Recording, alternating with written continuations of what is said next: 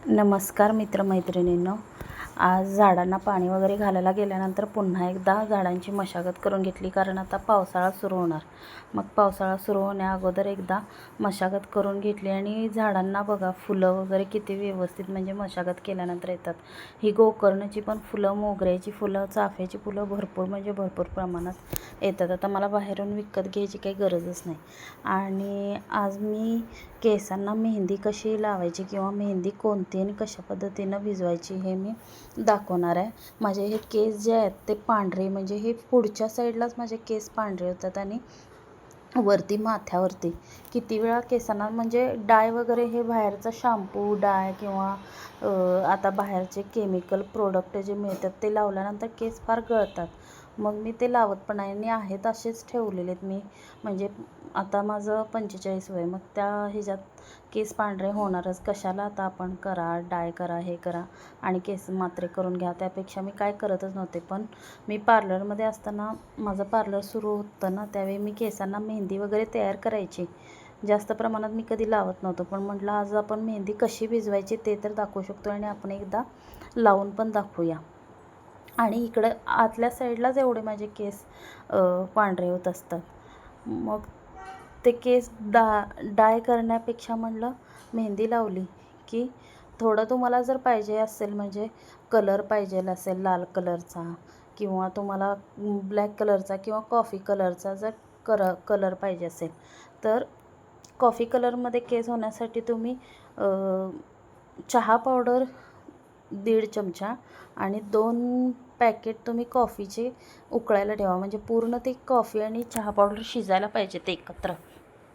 आणि हे पावडर आहेत माझ्याकडं, हे हिबिस्कस म्हणजे आपले लाल जास्वंदीच्या फुलांचं पावडर आहे, आवळा पावडर आहे आणि रिठा पावडर आहे, शिकेकाई पावडर आहे. हे सगळं आपल्याला मेहंदीमध्ये हे मिक्स करायचं आहे. किती 1-2 चमचे आपण ह्यामध्ये घ्यायचं. म्हणजे जर पावशेर आपण मेहंदी घेतली असेल, केस जर जास्त लांब असतील तर तुम्ही पावशेर मेहंदी घ्या, किंवा थोडे केस छोटे असतील तर त्यापेक्षा निम्मी जरी मेहंदी घेतली तर चालेल. आणि हे पावडर घेताना प्रत्येक पावडर मी आता अंदाजे घेतला, पण मला माहिती आहे 1-2 चमचे तरी हे पावडर घ्यायचे असतात. म्हणजे हे सगळे पावडर मिक्स केल्यानंतर जे तुमच्या केसांना एक स्मूथनेसपणा येणार किंवा केस गळायचे पण थांबतात त्यामुळं. कारण बाहेरचे प्रोडक्ट वापरण्यापेक्षा हे आयुर्वेदिक आणि आपल्या केसांना आहेत ना काहीही म्हणजे डॅमेज पण होत नाहीत. आणि आवळ्यामुळे तर केस गळायचे पण थांबतात आणि केसांना पोषण पण चांगलं मिळते. आणि हे जास्वंदी पावडर पण आपल्या केसांसाठी खूप चांगले असते. ती तुम्ही तेलात मिक्स करून सुद्धा हे पावडरही ठेवल्या आणि जरी ते तेल लावलं तरी पण चालते. हे पाणी जर तुम्हाला कॉफी कलरमध्ये जर केस हवे असतील तर तुम्ही हे पाणी टाका, किंवा मग साध्या पाण्यात मेहंदी भिजवला तरी पण चालते. आणि थोडंसं दही कशासाठी, पोषण मिळण्यासाठी, म्हणजे केसांना जरा, आणि थोडासा लिंबू म्हणजे मी अगोदर पहिल्यांदा भिजवताना अर्धा टाकला आणि पूर्ण भिजवल्यानंतर अर्धा टाकलेला.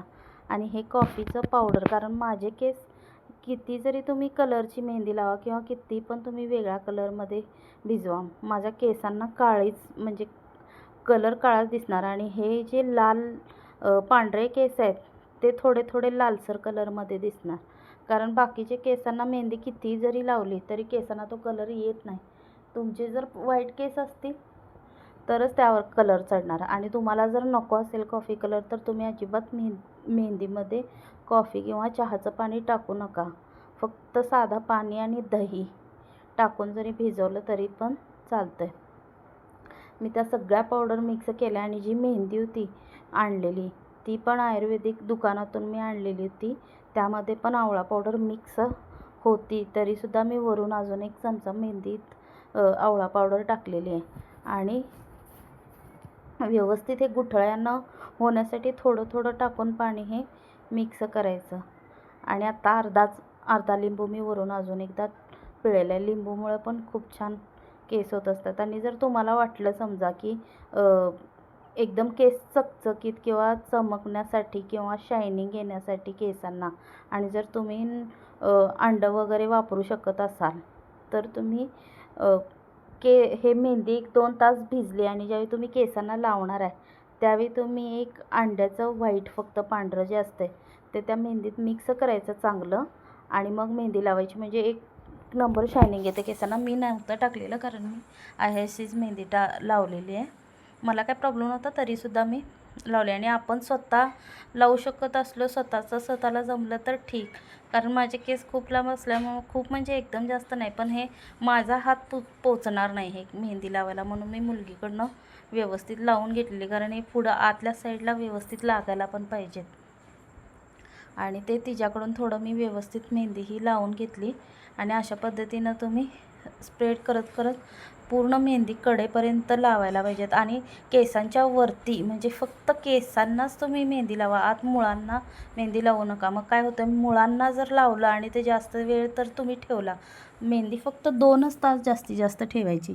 म्हणजे जर तुम्ही लावली आता 11 वाजता जर लावली तर 1 वाजता तुम्ही ते मेहंदी केसांची धुवायला पाहिजे. जास्त वेळ मेहंदी केसांवर ठेवायची नाही आणि फक्त केसांच्या वरच्या बाजूलाच मेहंदी लावायची आत स्काल्पला लावल्यानंतर.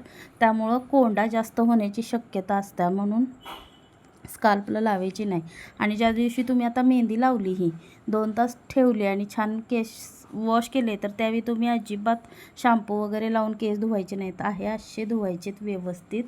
आणि चांगले केस म्हणजे स्वच्छ धुतल्यानंतर संध्याकाळी तुम्ही ज्यावेळी झोपता त्यावेळी थोडंसं तेल लावून झोपा. कारण मेहंदीमुळं केस परत पुन्हा म्हणजे ड्राय व्हायला नको. तुमचे केस कशा असणार ह्यावरती अवलंबून असते. म्हणून रिस्क न घेता संध्याकाळी कधी पण मेहंदी लावून धुतल्यानंतर संध्याकाळी झोपायच्या अगोदर थोडं तेल गरम करायचं आणि केसांना मस्त मुळांना पण वगैरे आणि वरती केस पण छान तेलाने चपचपीत लावून घ्यायचं, किंवा थोडं तेल लावला तरी काय हरकत नाही.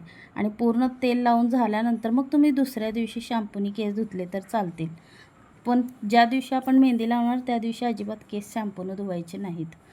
आणि तेल लावून स्वच्छ दुसऱ्या दिवशी धुतल्यानंतर मग तुम्ही केसांचे शायनिंग बघा, किंवा मेहंदीचा काय परिणाम होतो आहे, केस कसे गळायचे थांबतात. पूर्ण केस गळती थांबत असतात या मेहंदीमुळं.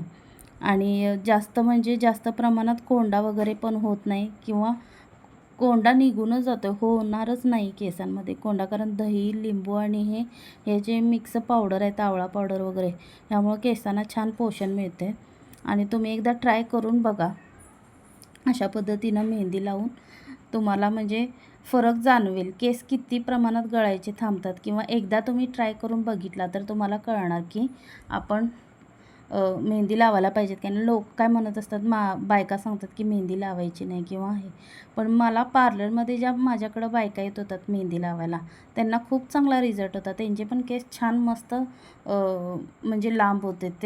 ते बाकीचे डाय वगैरे लावतच नव्हते. आणि आत्ताचे हे जे डाय वगैरे आहेत, हे तुम्ही आत्ता वापरला आणि तुम्ही 4-8 दिवसामध्ये कधी पण बघा की केस गळायला सुरू होत असतात.